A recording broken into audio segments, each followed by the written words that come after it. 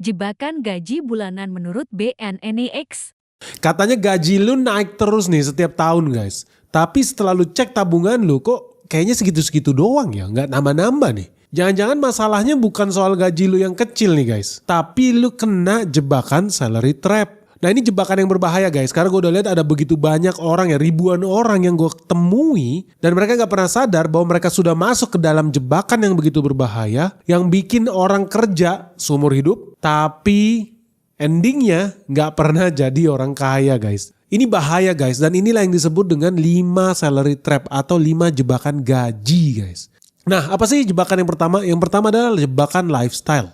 Jadi banyak orang lifestyle-nya naik tapi asetnya itu nol. Ini bahaya karena begitu gaji naik biasanya orang gaya hidupnya ikut naik. Dan kadang-kadang ngaco naiknya. Kenapa? Misalkan gaji cuma naik 20% tapi pengeluaran bisa naik 50%. Ini bener-bener keblinger guys. Dan banyak orang di Jakarta khususnya yang gue lihat itu seperti ini. Nggak masuk akal. Gajinya tadinya 10 juta naik jadi 12 juta. Gaya hidupnya tadinya cuma 5 juta sebulan. Malah jadi naik 10 juta sebulan. Nggak masuk akal. Nah yang kedua itu orang-orang yang cuma ngandelin gaji. Jadi dia punya single income mindset. Contoh banyak orang mikir gini nih. Nanti gue udah kaya kalau gaji gue udah gede. Jadi santai-santai aja.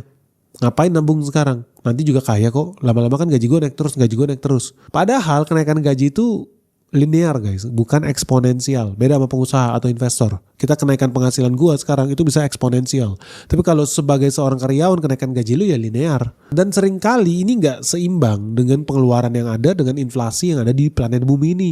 Contoh nih, lu kerja selama 20 tahun.